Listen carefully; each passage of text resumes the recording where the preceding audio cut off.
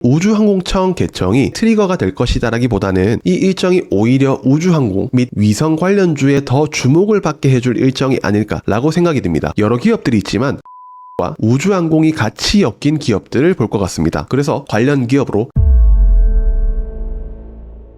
안녕하세요, 대우남자입니다. 이번 달 매매는 사실 저조차도 거의 스코리바처럼 빌빌 꼬여서 손실의 상황에서 벗어나지 못하고 있습니다. 마음이 조급해지면서 손절의 폭, 수익의 폭이 엉망진창이 난 상황이기 때문에 여러분들도 아마 많이 힘드실 거라 생각합니다. Sell in May라는 것에 대해서 이번에는 다르다라고 했던 제 생각이 완전히 틀려서 시무룩해 있는 상황인데요. 하지만 앞으로 저한테 맞는 시장이 또 오겠죠. 실제로 제 계좌 중에 일정과 관련한 계좌는 아직 플러스의 상황이고 차트나 수급 위주로 하는 계좌는 마이너스인 상황을 보면 그 부분이 조금 더 명확하게 나타나지 않나 싶습니다. 때로는 이렇게 계획적인 일정으로만 매매를 한다면 참 승률이 높은 상황이 될 것인데 말이죠. 그래서 저는 일정으로 들어가 보겠습니다. 5월 27일 월요일에는 미국과 영국 증시는 휴장입니다. 근데 한국에서는 생각보다 큰 일정이 될 것 같은 느낌이 있는 한중일 비즈니스 서밋에 대한 회동에 저는 주목을 해보는데요. 여기에서는 이재용 회장, 제드래곤을 시작으로 해서 최태원 회장, 정의선 회장, 구강모 회장 등 주요 기업들의 총수들이 참가할 것으로 예상이 되는데요. 일본 및 중국 기업들도 각 지역을 대표하는 기업들의 총수가 참석할 예정입니다. 이번 행사의 경우 주관을 대한상공회의소가 맡았기 때문에 최태원 회장이 이끄는 대한상의가 적극적으로 유치 의사를 보였고 가장 이 3개국에 대해서 얻을 것이 많은 SK그룹이라고 생각을 해볼 수도 있습니다. 삼국 관계의 평화라고 이야기는 하는데 한국은 최근 해외 직구에 대한 카드를 내밀면서 응 아니야 그거 안 할 거야 하다가 할 거야 하다가 양쪽의 의견을 내비치는 것은 아마도 이 일정에 대한 부분을 상당 부분 인식하고 있지 않나 싶습니다. 또 어떤 섹터를 봐야 되나 라고 생각한다면 반도체, 원자력, 수소, 재생에너지 분야에 대해서 가장 협력을 강화하려는 움직임을 보이고 있기 때문에 개인적으로는 이 부분과 관련해서 봐야 될 섹터는 두 개가 아닐까라는 생각이 듭니다. 자, 첫 번째로는 ESS 에너지 저장 장치와 관련해서 삼성 SDI, 그리고 두 번째 원자력 관련주로는 한전기술, G2파워, 보성파워텍 요 세 기업 정도로 한번 체크를 해보면 어떨까 싶습니다. 그리고 이날은 무슨 날이죠? 바로 우주항공청 개청일입니다. 예산이 8천억 정도라고 얘기를 하는데 약 1조 원으로 증액이 되었다라는 이야기도 들려오고 있습니다. 그것보다 특히 이런 정부의 부처가 생기게 되면 예산 집행이 상대적으로 쉬워진다는 이야기를 들었기 때문에 그 부분을 투자 포인트로 연결을 해보면 우주항공청 개청에 대한 일정도 중요하지만 앞으로 예산 집행에 대한 부분으로 우주항공 산업이 본격화될 것이고 특히 우주항공은 저궤도 위성과 관련해서 북한의 정찰 및 감시, 6G에 대한 통신 부분 그리고 이로 인한 자율주행까지 이뤄질 것이고 우주항공 산업으로 인해서 우주관광보다는 우선적으로 방산 부분에 조금 더 가까워질 수 있지 않을까라는 생각이 듭니다. 그래서 관련 기업으로 하나에어로스페이스, 한국항공우주, 인텔리안테크, 세트렉I, AP 위성, 컨택 정도를 저는 체크를 해볼 것 같고 여러 기업들이 있지만 방산과 우주항공이 같이 엮인 기업들을 볼 것 같습니다. 같은 날에 민간 우주기업인 페리지 에어로스페이스 기업의 발사체인 블루웨일 발사 예정이 있어서 국내에서 쏘게 되는 민간 발사체 처음이 될 것으로 보입니다. 제주 서해상에서 이 회사의 플랫폼인 세테시아1을 활용하여 발사될 예정이기 때문에 우주항공청 개청이 우주항공의 트리거가 될 것이다라기보다는 이 일정이 오히려 우주항공 및 위성 관련주에 더 주목을 받게 해줄 일정이 아닐까라고 생각이 듭니다. 그래서 앞에서 봤던 관련 기업들을 같이 보시면 어떨까 싶습니다. 5월 28일 화요일 일정으로는 연세 암병원이 중입자 치료라는 새로운 암 치료 방법에 대한 첫 시작을 알리는 날인데요. 암세포만 타격해서 치료하는 방법이라고는 하지만 이 부분이 과연 시장에서 얼마나 주목도를 받을 수 있을지는 아직 미지수입니다. 급하게 움직였다가 급하게 빼는 테마인 만큼 체크를 해보되 무리는 하지 않으셨으면 좋겠습니다. 관련주로는 비추로테크, 다원시스라는 기업이 있긴 한데 저는 별로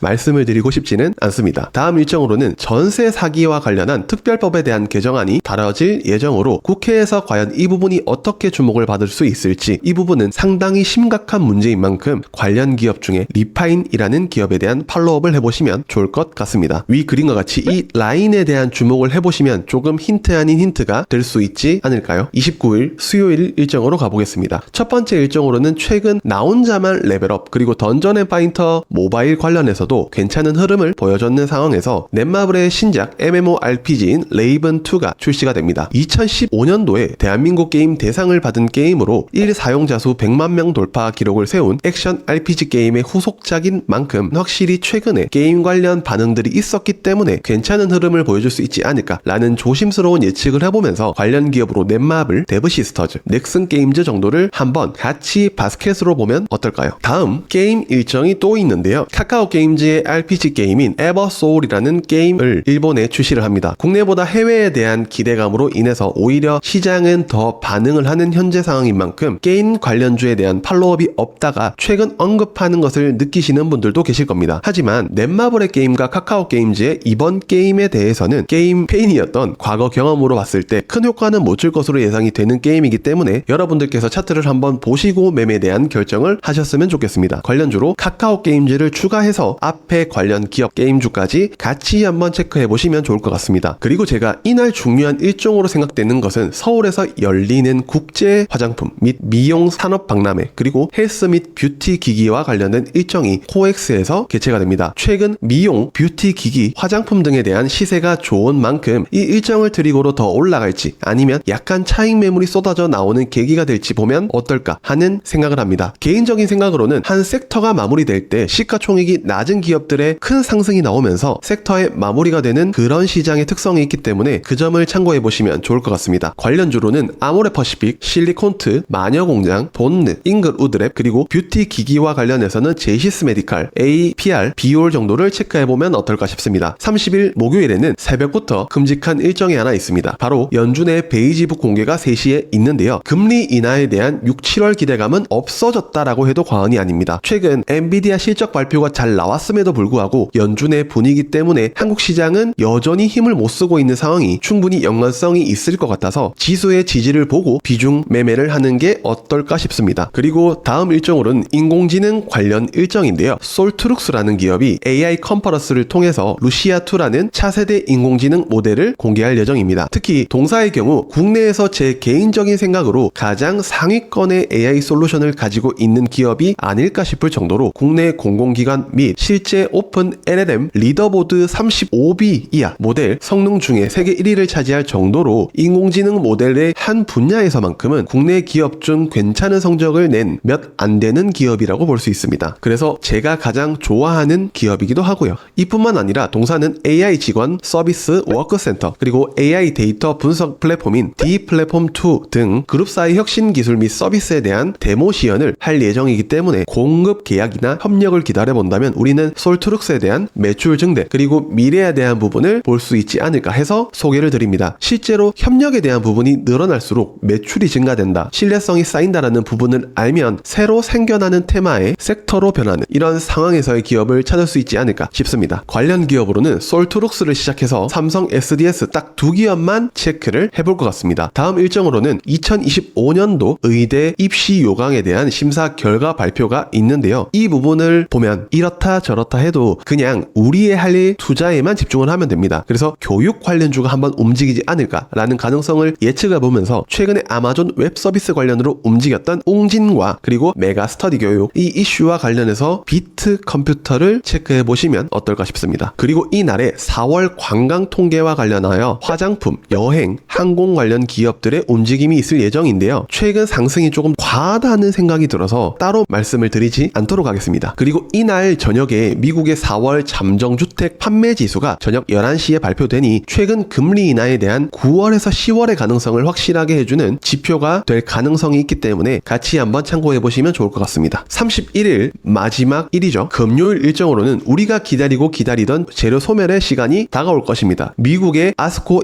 임상종양학회가 개최가 됩니다. 바이오. 네, 말도 많고 탈도 많았습니다. 실제로 우리 회사는 그런 회사 아니고 좋은 회사예요 라고 하지만 우리는 투자자의 관점에서 이렇게 급등락을 보여주는 기업에 대해서 과연 진짜 좋은 기업인가라는 의심을 갖게 해주는 상황이 계속해서 일어나고 있는 것에 대해서 저도 당분간은 바이오 기업들에 대해 전반적인 긍정의 말은 드리지 못할 것 같습니다. 분위기가 살아나고 신뢰가 회복된다면 모를까 지금의 아스코가 있다 하더라도 과연 이 일정에 대해서 시장이 얼마나 반응을 해줄지는 모르지만 최근에 HLB가 급등락을 반복한 유한양행까지 분위기가 좋지는 않기 때문에 메테오젠과 셀트리온 두 기업 외에는 안 볼 것 같습니다. 다음으로는 미국의 4월 개인 소득, 개인 소비 지출과 관련된 금리의 가장 중요한 지표가 저녁 9시 30분에 발표가 됩니다. 그래서 이 부분에 대해서는 우리는 시장의 변동성이 끝장나게 한번 나올 것 같으니 너무 다음 주 시장에 대해 힘을 주기보다는 힘을 조금 빼고 있으면 어떨까 싶습니다. 이렇게 5월이 마무리가 되는데요. 저도 이번 달은 손실로 마무리될 가능성이 굉장히 높은 상황입니다. 셀 인메이의 과거 데이터를 함부로 무시하지 말고 이제는 시장에 조금 더 유연하게 대처를 해야겠다는 생각이 듭니다. 다음 주 한 주도 화이팅 하시고 그러면 다음 영상에서 뵙도록 하겠습니다. 안녕.